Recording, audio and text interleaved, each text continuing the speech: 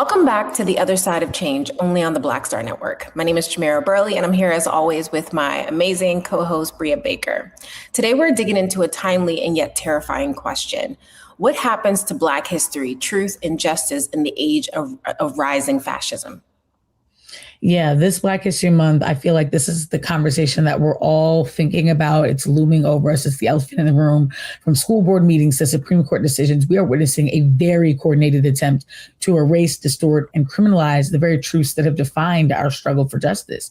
So anti-Blackness is evolving. It's not disappearing. It's being weaponized in every industry, from education to law enforcement, to the suppression of our stories and the silencing of our power.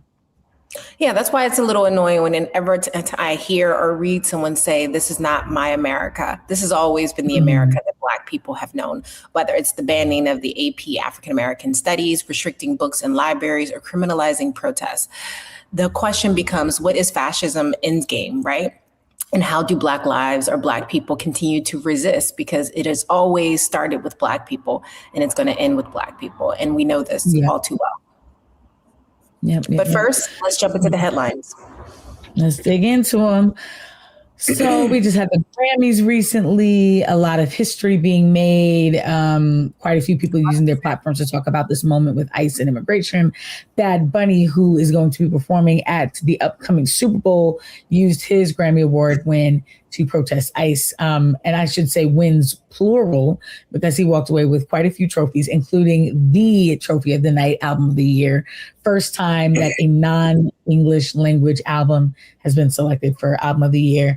And so I just feel like all of these are the affirmations that we need in this moment, that like this white supremacy, white American supremacy thing is a myth and should be stomped out as soon as possible. So I just love to see him taking up so much space and putting on for Latinos and Spanish speakers and just like those considered other in Trump's America.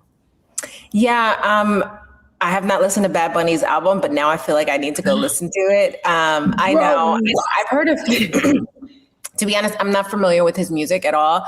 Nevertheless, I want him to win. I like that he's winning, but I'm going to go listen to the album. But yeah, it was I don't watch the Grammys, haven't watched for years, but to see so many amazing artists that I appreciate, like Olivia Dean, like Bad Bunny. I was about to say, I know you love you some Olivia Dean. I love Olivia Dean, and I'm going to see her Friday. Super excited. There are some benefits to living in the Bay, I guess, when the Super Bowl is going to be here. But yeah, I get to see Olivia Dean. I also saw that Kendrick Lamar also won I don't remember what category, but yeah, it was just an amazing night. Won an award. This was it was a good night of celebration from what I saw come out of it. As someone who does no longer watch award shows, but there is some good moments in which celebrities can use their platforms to speak out about issues, especially issues that they know that their fan base are deeply impacted by. In other news, this might seem like a small thing to people who are not looking at the bigger scheme. France is dumping Zoom and Teams as Europe seek a digital autonomy from US companies. This is extremely important because I think we've seen the US and Europe being such closely allies for at least my entire lifetime and before that. And to see that France and other European countries are now realize that they're too dependent on US companies. They understand the risk that this poses under a Trump administration who is weaponizing different facets of the government and corporate America against his enemies or against allies that he feels he cannot control. And so seeing this, I'm curious of the long-term implications this will have on US companies who have employees all over the world. But I think this is a about face or a moment in which the rest of the world is looking at America as no longer as their main ally. And I think that is something we should all pause, take a moment to pause and recognize the significance of how that might play in Trump's unstable negotiations with other countries around tariffs.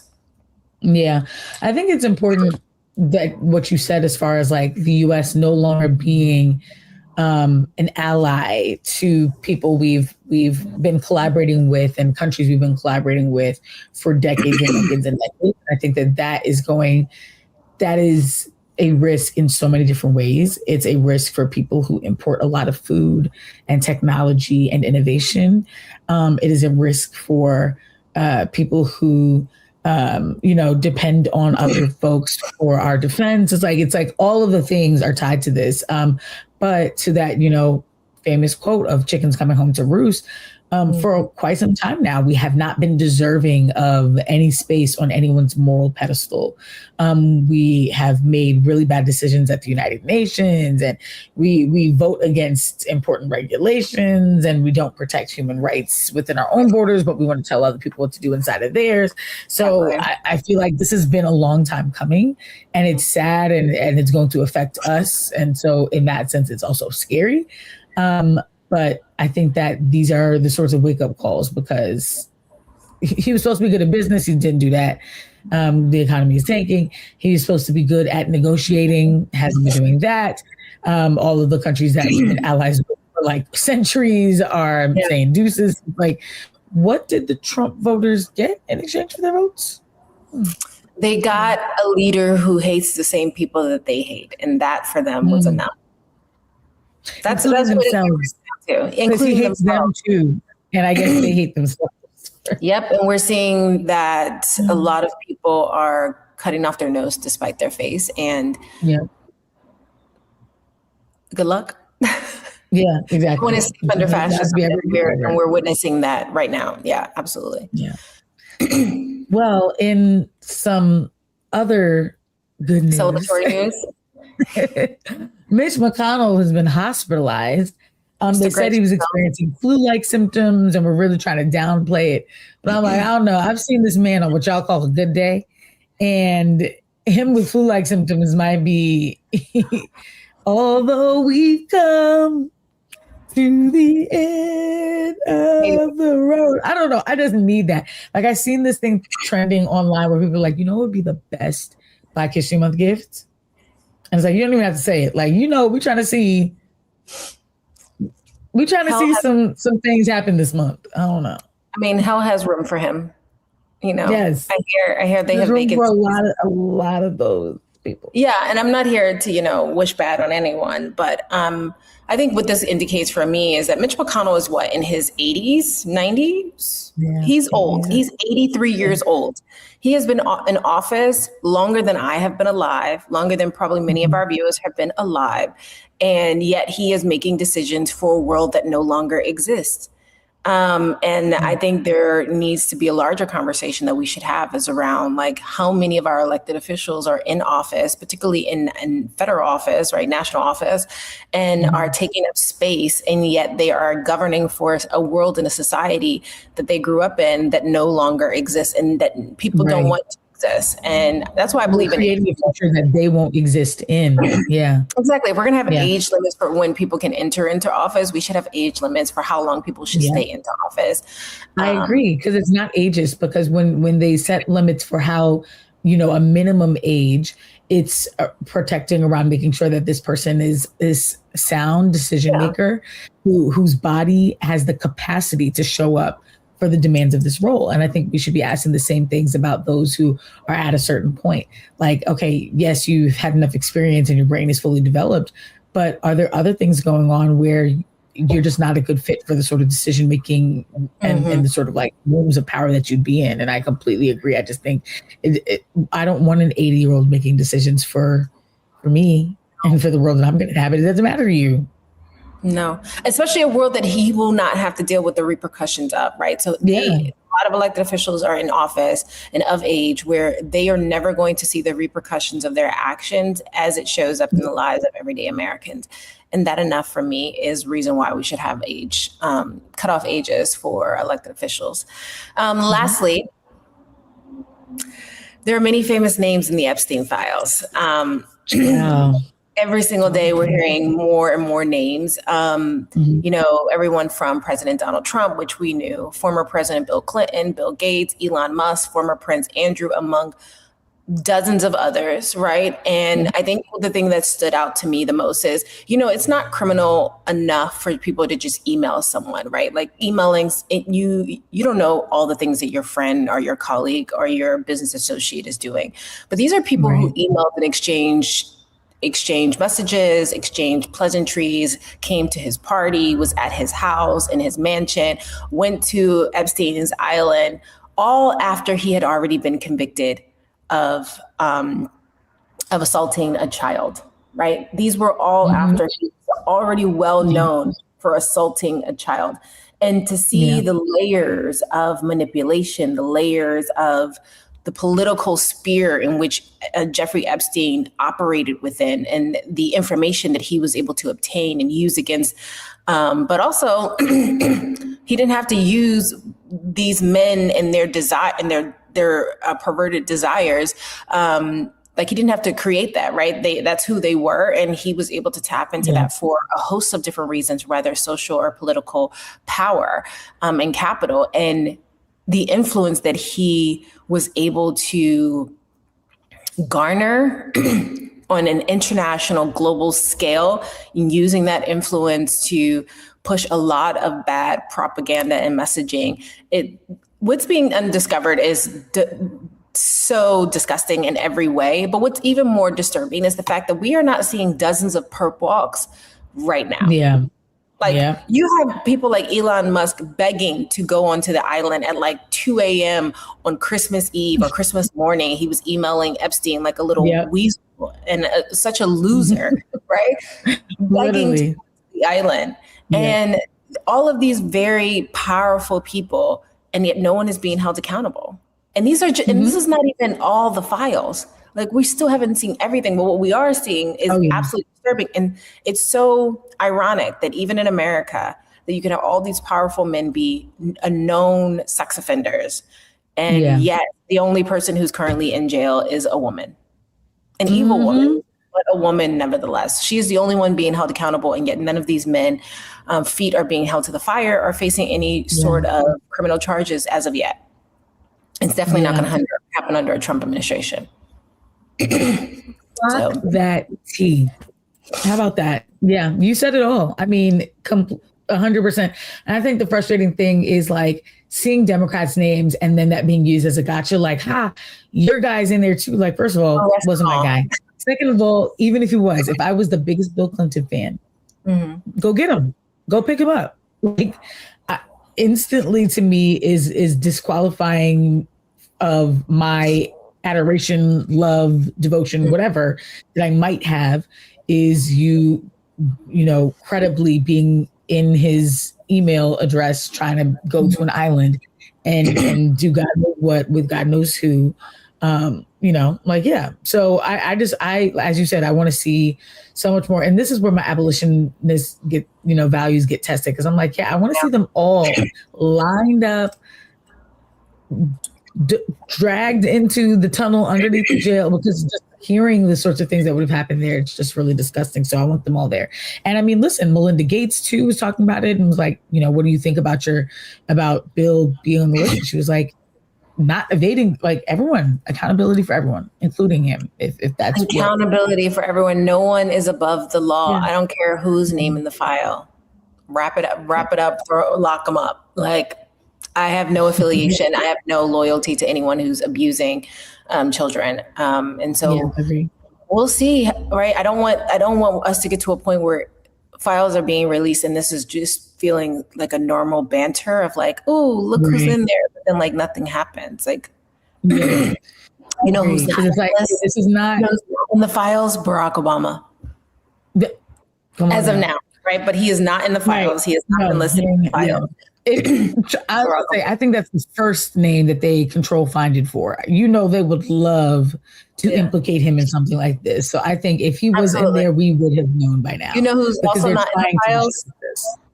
Trans people are not in the files. Yep. Nope. Not one. Not one. Not a trans in sight. And also, you know, this might be a prime example that racism worked in our favor. I haven't seen any Black victims come forward from being on Epstein Island.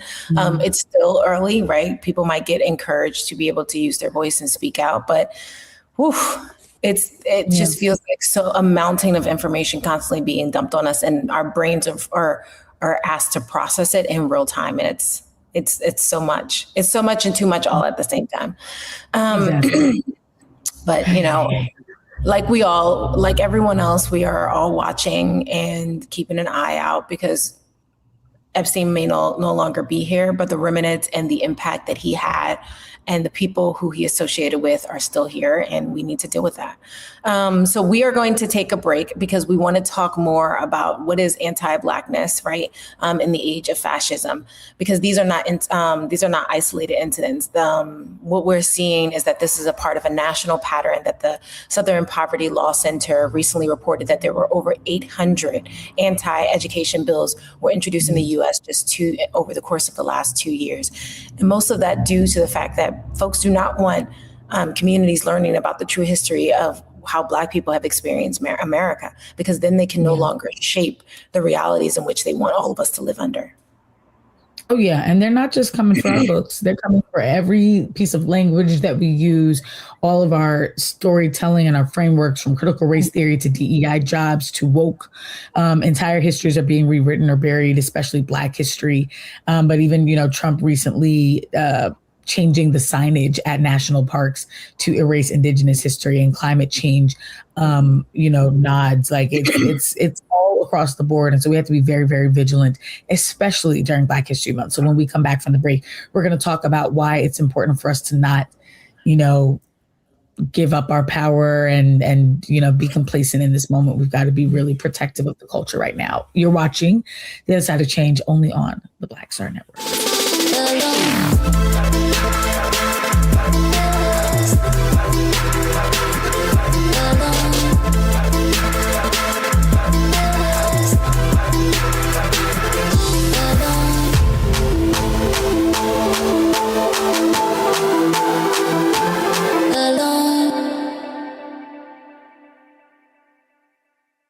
I'm Brittany Noble, Midwest-born, HBCU educated with experience in newsrooms across the country. Well, I've teamed up with Roland Martin to bring to you The Breakdown. This isn't just news. It's our stories, our voice, our community. Join me for The Breakdown, Monday through Friday at midday, only on the Black Star Network.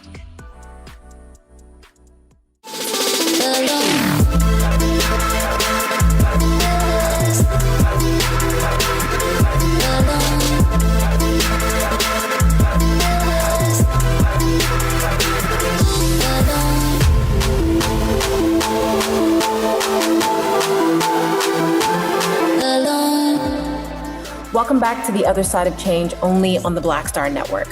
Let's name it plainly. We are in the era where fascist-adjacent politics are spreading fast. And in a true fascist fashion, truth becomes dangerous, history becomes optional, and Black people becomes targets. But let's also make it clear, Black people in America have never needed to rise and face... I can't breathe. Sorry. Welcome back to The Other Side of Change, only on the Black Star Network. Let's name it plainly. We are in the era where fascist-adjacent politics are spreading fast. And in true fascist fashion, truth becomes dangerous, history becomes optional, and Black people become target. But let's also be clear. Black people in America have never needed a rise in fascism to know what it feels like. We've lived under it since day one. Yeah, I mean, it's been fascist America for us. And long before mainstream media used that language, we experienced it. Government surveillance, we experienced it. Legalized racial violence, experienced it. Banned literacy, experienced it. Coerced labor, forced labor, the inability to vote, constant threat of state violence. Like, all of these things are hallmarks of authoritarian regimes. And they're also pretty normal for how Black America interfaces with white America. So they have defined our life in this country since 1619. Yeah, and let's not forget, right? Before there was ICE, there were slave patrols.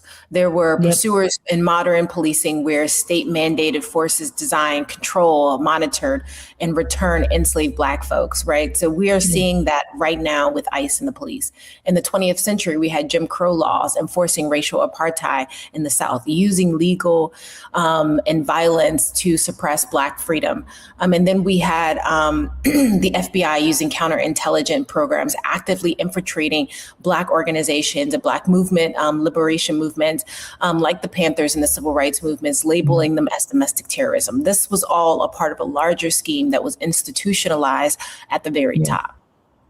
So what Trump is doing now with Antifa, what ICE is doing now, like all of these things are following in that legacy. And the goal has always been the same: control, not just of our bodies, but also of our ideas, our minds, the memory that we have. Cultural erasure is central to fascism. And you look at today's book bans and it becomes very obvious. PEN America has reported that in just the last academic year, 5,894 books were banned across the US, which is a record high. And nearly 75% of these books had characters or themes tied to race, gender identity, and sexual orientation, like, Toni Morrison's The Blue Sky, Assata Shakur's autobiography, Ibram Kendi's Stamped from the Beginning, Nicole Hannah-Jones's The 1619 Project. All of these books have been banned in the quote unquote land of the free, home of the brave, where we believe in the First Amendment. And they aren't just banned because they're dangerous. They're banned because they tell the truth. And this is an administration that doesn't believe in truth. Fascism can only fester when truth is obfuscated. So, that's the reality that we're in. Yeah, you have everyone questioning what they know to be true, right? What they're seeing with their very eyes. And the backlash is wide. It is not just curriculum bans. It is a full-on erasure and replacement, as you've mentioned. In some school districts, slavery is now taught as a workforce development program. Excuse me. Florida rejects AP African American Study classes, claiming it lacks educational value. That's not just ignorance. That is erasure. That is intentional indoctrination, a classic tactics of authoritarian regimes that the U.S. is kind of like the blueprint for. Right. Like Russia, the Nazis learned it from us, and we're just taking it back and upgrading it. Yeah. And they're banning our history to restrict our power. So it's not just like, for shits and giggles, we don't know what else to do with our day. Like it all serves a purpose. And so we've seen the impacts of this from the first Trump administration, where now since 2020, there are 22 states that have passed laws restricting voting access, which means that they have cut early voting. They've been purging the voter rolls. They've been limiting mail-in ballots. Over 600 anti-LGBTQ plus bills have been introduced, many of them targeting Black and brown, queer, and trans youth. And there are 42 states that have proposed or enacted laws that restrict how teachers can discuss racism, sexism, or American history in classrooms. So for those who want to believe that this is only happening in a fringe amount of red states and, that's just the crazy South, there are only 8 states in America that have not restricted how teachers can talk about the truth and history in American classrooms. So we're all affected by this. We are, and we are not setting up our kids for success, right? Because you're not just operating in the American context when you graduate college, you're operating in a global context. So we are setting our kids up to know less than their international partners, right? Counterparts about the world and about their own history. And let's also not forget how reproductive control has also been used as a tool or a weapon against Black women. Black women are already 3.5 times more likely to die in childbirth than their white counterparts. But instead of investing in maternal care, states like Texas and Alabama have banned abortion access while slashing healthcare budgets. That's not about morality. It is about power over our bodies and our ability to live. And this is, it's a heavy conversation, but this is what we're up against. Not just this Black History Month, but every day of the year, every month of the year. But during Black History Month is where we get to really sit in what that means for us. All Black History Month, we talk about people like Rosa Parks and Dr. King and Malcolm X and Frederick Douglass and Harriet Tubman and Ida B. Wells and all these people were not like in real time. They were not superheroes. They didn't have any extra powers. They had even less resources than we did. And they were up against very similar patterns of silencing dissent, of criminalizing protest, of rewriting history, of defunding truth, surveilling leaders and dismantling mechanisms that build collective power.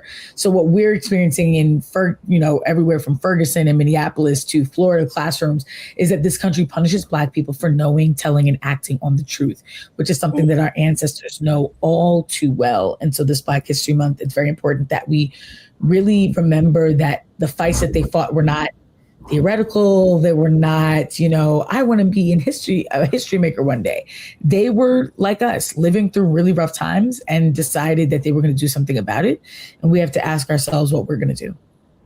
Yeah, I mean, and to quote one of my favorite authors, Bell Hooks, the first act of violence that patriarchy demands of males is not violence towards women. Instead, patriarchy demands of all males that they engage in act of psycho self-mutilation, that they kill off the emotional parts of themselves. The same we can be said for radicalized fascism.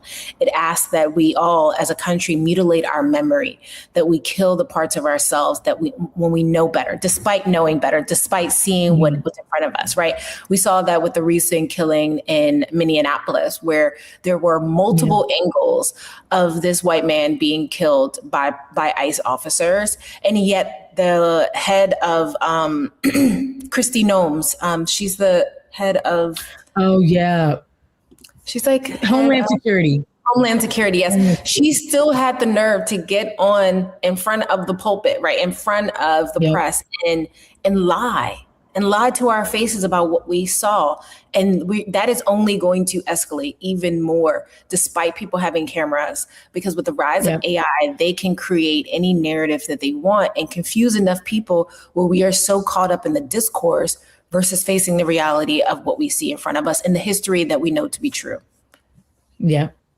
Come on, say that part. I mean, but we know better. When you know better, you do better. That's why they fear us, because we pass down our histories. We pass it down in books, in music, in theater, in dance, in what we say on social media and what we say in our group chats. We have to continue to do that. Because it's not just about remembering, it's about resisting. What we remember, we teach. What we remember, we organize around. What we remember, we show up for. And it's how we survive.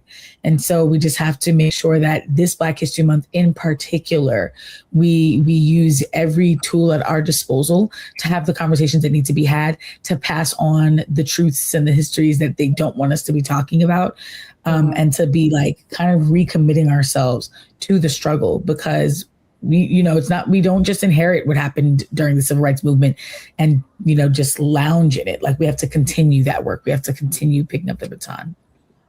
Absolutely. And that's the real threat to fascism, right? People's inability or refusal to forget, but even more, their refusal to comply in advance. People are fighting back every single day. So don't feel like you're alone. So with that being said, we're going to take a quick break, and we have an interview coming back with a long-term activist in the movement. You are watching The Other Side of Change only on the Black Star Network.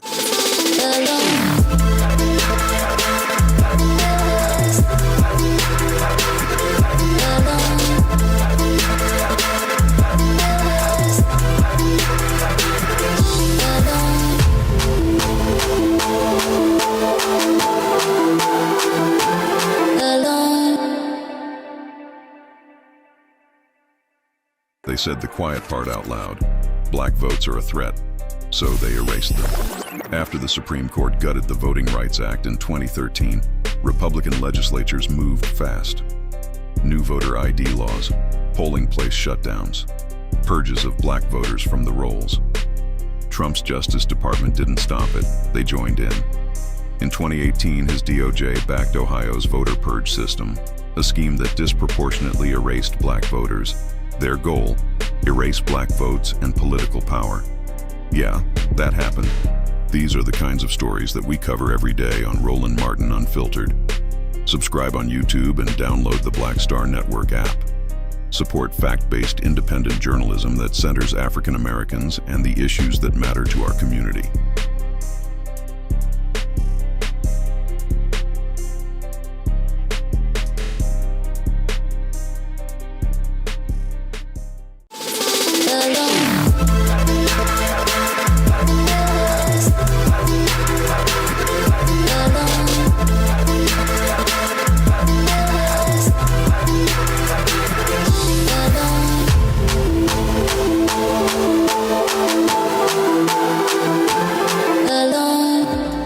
Welcome back to The Other Side of Change, only on the Black Star Network.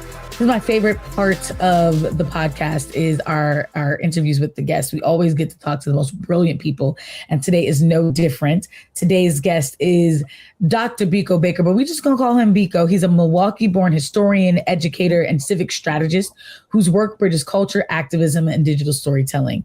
With a PhD in history from UCLA, which is going to become like worth its weight in gold soon. Mm-hmm. His scholarship centers on deindustrialization, the war on drugs, and Black resistance movements. He's a former national executive director of the League of Young Voters, where he got to help mobilize youth through hip hop culture and political organizing, securing thousands of jobs and millions in wages for Black communities through economic justice campaigns.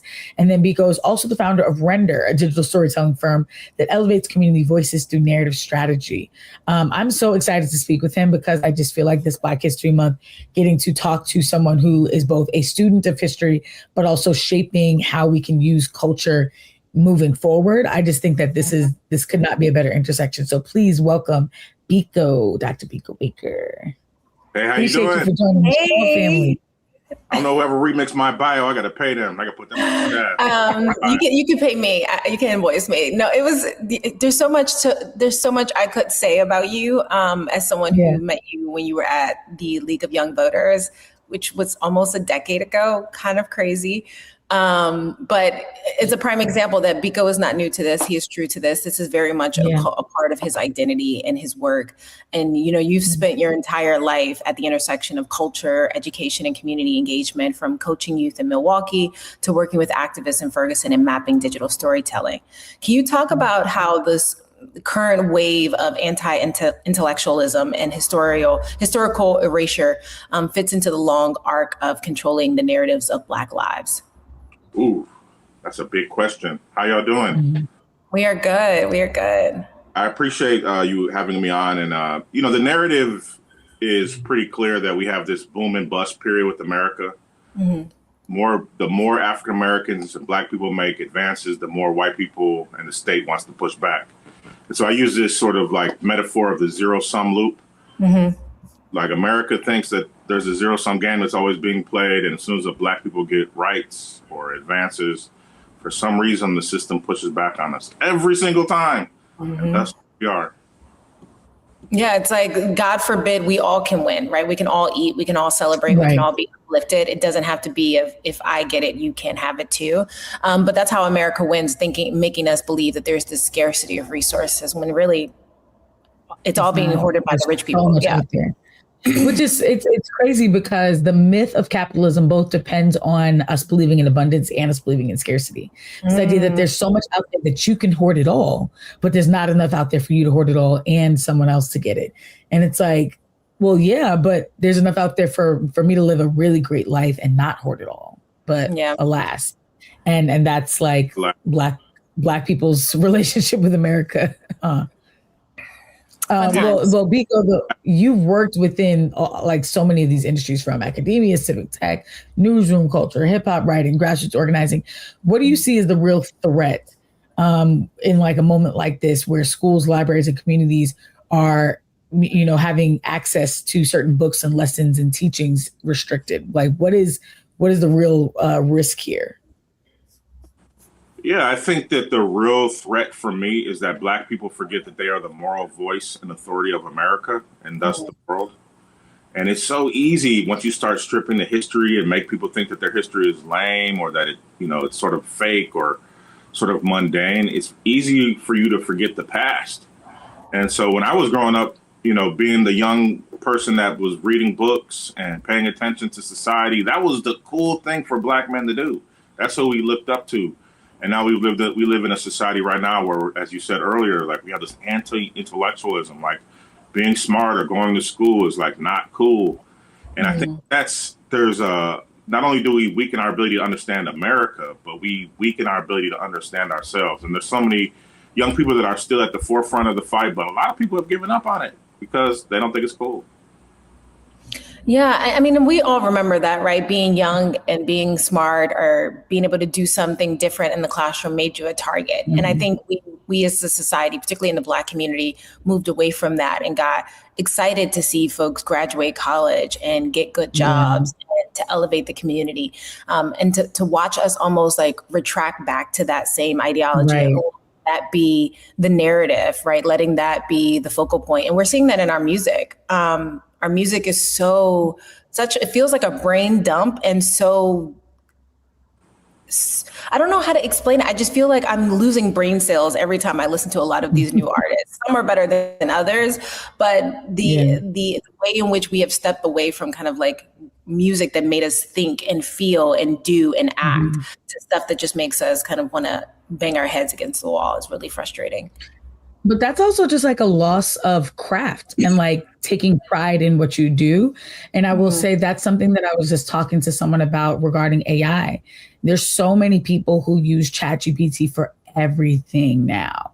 You know, I think like there was a time where it was like, okay, maybe you use it to help set up like a workout plan or something. Now it's like it's drafting emails for you. It's writing papers for you. It's like, you know, taking notes on giving you synopses of a book instead of you actually reading the book. And so I was saying, you know, I really feel like such a like auntie when I talk about this, but I am so against AI. And it's not just because I'm a writer who's worried about the impacts of AI on my field.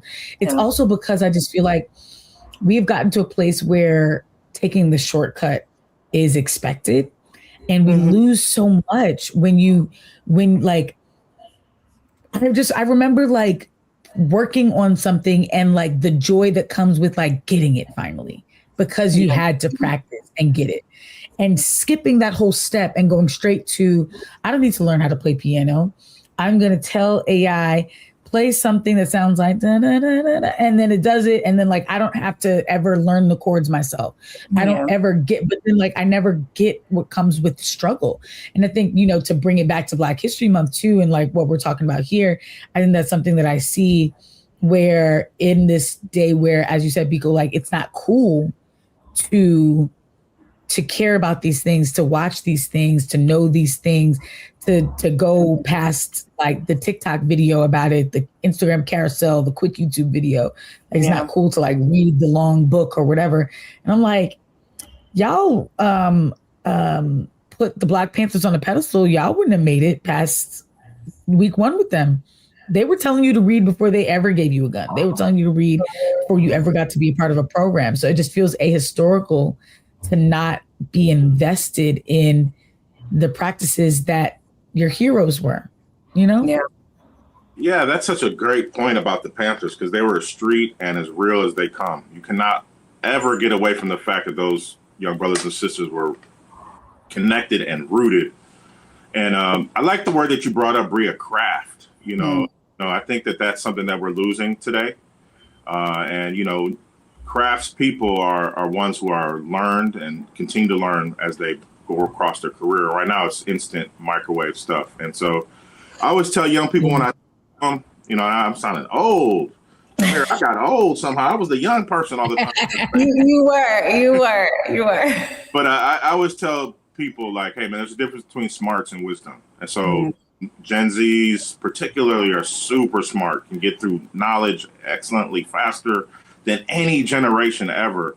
But the reality of it is like the wisdom that comes with being in practice or pedagogy is something that I think a lot of us have skipped. And I think there's place for AI, there's place for these tools. But if you really want to be dope, and I think at the end of it, people still want to be dope. They don't want just clout. To be dope, you have to practice. And so I still go to the recording studios. I was in the studio on Sunday with one of our hottest R&B art acts in our city. She's 26 years old, rapper who's like 31. And I was vibing with them and I was telling some stuff. And they're like, we like when you come to the studio because you give us some information. And so I think it's important for Gen Xers, boomers, older millennials, not to give up, but still be there coaching and practicing with young people. And it's difficult because they want to kick you out of the room a lot, but so did I. So that's karma coming back. It is karma coming back. And I agree with you, right? Like, we should not write these young people off. They are products of the world that we allowed to be created around them. They didn't create themselves. And I think there's a lot of spaces where they are interested in learning, but not in a condescending way. And it's our job to show up in a way that feels supportive, without trying to like dominate or overtalk them. Because I've seen it firsthand. Like, young people are hungry for real information and real knowledge, but they don't have a lot of good spaces or places to go to get that knowledge where they're not going to feel ashamed for not knowing. That takes me back to thinking about like this digital platform, and really throughout your career, you've used digital spaces as a way to garner and activate people. But in regards to this digital platform that you've created around storytelling infrastructure to really elevate the voices that traditionally do not get center stage, how can we think of storytelling in this moment and technology to push back against the forces that are trying to rewrite history and suppress the knowledge of our ancestors that we know to be true? Yeah, that's such a good question. And that question has evolved as I've gotten older and understand tech more. Mm-hmm. We're trapped. We're absolutely trapped. AWS, Amazon controls so many of the services that we use to get online. Mm-hmm. Facebook or X or Instagram, most likely we're using an Amazon web service. And at any given time, they can control your stuff. So we had this platform that we built that was on SMS text. And the goal of it was to get around social media so that this algorithm can control our messaging. But then they put rules in place. The FCC changes the laws. And then all of a sudden it becomes super expensive for you to text out to all your people at once. And then they give fines. And then all of a sudden my platform that's working with poor people of color is shut down because we were messaging people how to get connected to their local church. And the reality of it is if we're going to rely solely on, messaging or SMS or social media, we are in trouble. And even if we're building our own platforms, a lot of times we can be in trouble. So we have to think about ways, the old school ways, the analog ways to stay connected. When I was coming up in hip hop, one of the right ways I was able to get through is because I was good at guerrilla marketing. I would make sure that you saw any poster, it'd be everywhere. Mm-hmm. I think we have to start bringing some of that old school stuff back because there's too much power and control. Jameer, I saw that you just got off TikTok. Like how do we, when every 6 months they change the algorithm to slow us down, how do we even fight? And weren't you banned on TikTok just a few months ago? I was banned on TikTok like 8 months ago. It took me 2 months to get it back. My account was stolen at one point, which is why I'm actually been subscribing to like local newspapers more often. For that reason, like I think we need to go back to investing in local newspapers and local blogs run by people that we know and trust. Yeah, Substack is a place to be. I think that's an important place that I'm starting. I've been on it for maybe a year and a half, 2 years, but I'm starting to see it explode, and I think that's important. Yep, same. I agree. I think this is going to be an important way where we see media being decentralized, because right now we just have these conglomerates that own everything, that dictate the story. And for us to control any narrative of ours, we're going to have to invest in independent Black media, in Black artists across different fields who are not, going to the mainstream spaces, because those spaces are diluting their voices anyway. So I know that through your work with Render and, myblackstory.us, like you're helping people see themselves in their own stories and essentially invest in that decentralization as well. How does that help communities resist this age of censorship and maintain truth in political moments where ignorance is like normalized? Ooh. Again, this is a question I have to think about the future. Because in the past, I would say, man, you can't shut me down. I'm everywhere. Like you can try to sensitize me, censor me. You can try to black ban me or ban me or shadow ban me. But the reality of it is it's becoming easier and easier to do that. And so I think the relationship I have with my community is organic. It's authentic. People know me outside of the internet space. They know me from sports spaces. They know me from music spaces. They know me from showing up to protests. They know me from the classroom. And so as long as we have these multiple channels at place, I think we have the ability to rise up. But I see so many influencers and creators relying on one space, or they blow up on Instagram and they stay focused there. And I just think that we have to get back to building campfires in our community that people can touch without a screen in our face, or they can feel the heat without the screen in their face. And so whatever I did 10 years ago, 5 years ago, is sort of irrelevant. I've seen movements started and won on Twitter, and we can never do that again. And so we have to reinvent, we have to reimagine, and then we have to encourage people to be brave, because the thing is, speaking up 5 years ago was different than it is now. And it's so much more dangerous now. And so we have to inspire and imagine people to be brave and the consequences will come. But hey, it could be worse, and that's where I think that we're headed. The worst part if we don't fight back. If we don't fight back, and the more of us who stand up and speak out, the easier it will be, right? They can't arrest every single person. They'll try, but if we are collectively standing up and supporting and speaking out on each other, that's why I'm so encouraged whenever I see videos of many communities, particularly in Minneapolis, Minnesota, where they are using whistles to alert their neighbors that ICE is coming, right? Mm-hmm. You can do something as simple as just making people aware of what's happening, or paying attention, right? Not turning away, because that's how they win also. It's easy to manipulate people when they're not paying attention because they don't know what actually happened, especially in the era of AI. I'm curious, Biko, when you talk to young people and engage with young people, do they feel discouraged in this moment? Do they feel like that they can fight back despite the narratives that is being rewritten about their history? That's a good question. I teach a class that has like 100 people in it. I teach one class with 200 people, but one in person with 100, and about 100. And at the beginning of every class, I'm like, how many of y'all heard that there's a civil war coming? And they can all raise their hand. I'm like, yo, this is like, why is the civil war coming? And, many of them, can give an answer, but the reality of it is I think that more people are news adverse than ever. And they're adverse because like constantly bombarding them with bad news. Yeah. You can imagine you're a college student right now, your life was turned upside down by COVID. No one even came and helped you with your PTSD related to losing your sports scholarship or not going to the school that you wanted to go to. And so I think there's a lot of baggage and healing that needs to happen with Gen Zs and younger millennials that we're not addressing. Mm-hmm. So like, to fight back means that you have to believe that you even have a life worthy of fighting for.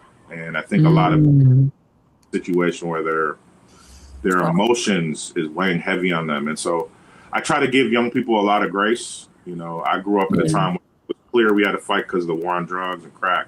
Mm-hmm. It's a lot more difficult to understand the stakes. And so, but water seeks the level, and our people, young people, people of color, women particularly, have that instinctual vibe.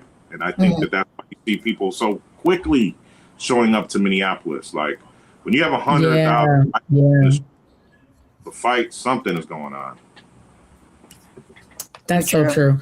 I love to see it. It feels like what I witnessed in Ferguson. It feels like what I witnessed in New York City with Occupy Wall Street. Like, I just love to see this like true grassroots bubbling over for people who are like, nah. And for the demand to be abolition, like to really move people, to have celebrities getting on a Grammy stage saying that feels like the sort of thing that happens when we communicate and tell our stories the way that they should be, regardless of what permission we are or are not being given somewhere else. Because there's no way that the establishment signs off on that sort of message being so widespread right now. I mean, folks in Minneapolis are burning fires to stay outside longer and stay warm. They putting out they freezing the roads so that ice are slipping. They're getting real creative, and I really love to see that. So before we go, if you could give listeners one action step right now, something tangible they can do to help protect the history that we are sharing, that is being taught, that is being honored, what would that be? How would you encourage someone to kind of take control of that in this moment? Yeah, I think the most important thing we can do is find elders and big homies and mentors and go chat with them. My biggest lessons today are when I'm sitting across from a 70-year-old woman who understands the community better than I do. And then she gives me, an hour and a half of just wisdom. And it's difficult sometimes because we don't want to close our mind to listening. But to me, find an elder, find a mentor, sit down, listen to them. Not only is it good for you, but it's good for them and creates a spark in their eyes and maybe even keep them alive a little bit longer. So find someone older than you, learn from them, and go back the week after to keep learning. I love that. And where can our listeners follow you and stay connected to your work? Ooh, I gotta be careful because I don't want some people seeing certain stuff. But you can find me. I actually just get part of this new radio station or this an elder sold our station to a white media company called Civic Media. And so I'm running the Milwaukee Courier and WNOV locally in our city. So check it out. We're going to have all types of national products because Milwaukee's on the map. So check us out. 860 WNOV and the Milwaukee Courier. Nice. Thank you so much for joining us, and enjoy the rest of your day. We're going to take a quick break and remind our audience that you are watching The Other Side of Change only on the Black Star Network.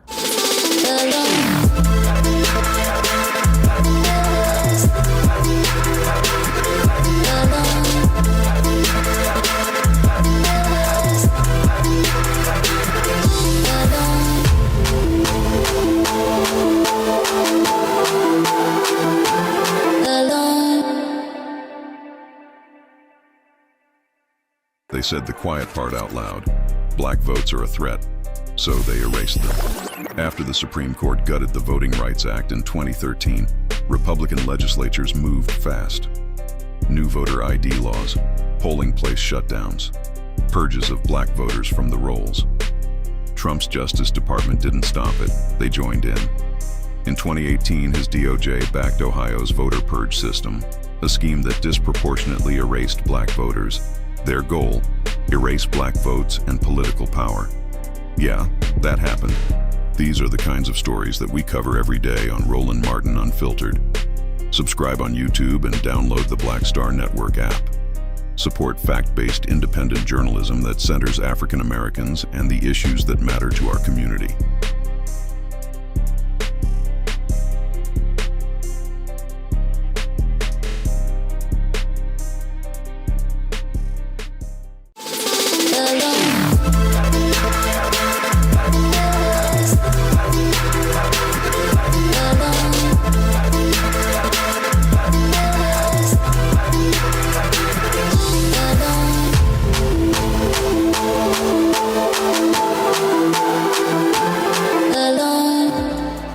Welcome back to The Other Side of Change, only on the Black Star Network. Let today's conversation be a reminder that erasure is violent.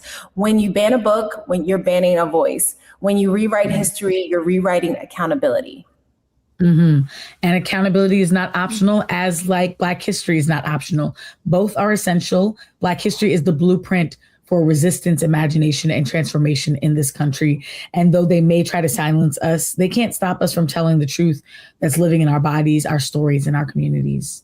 In our bodies. Today's resistance requires knowing the past, speaking the truth, and refusing to be erased, supporting your local library, showing up at your school board meetings, protecting our educators, and almost always keep telling the stories that are true, despite the fear that exists. Exactly. You've been watching The Other Side of Change only on the Black Star Network. Thank you for being with us. And until next time, keep pushing.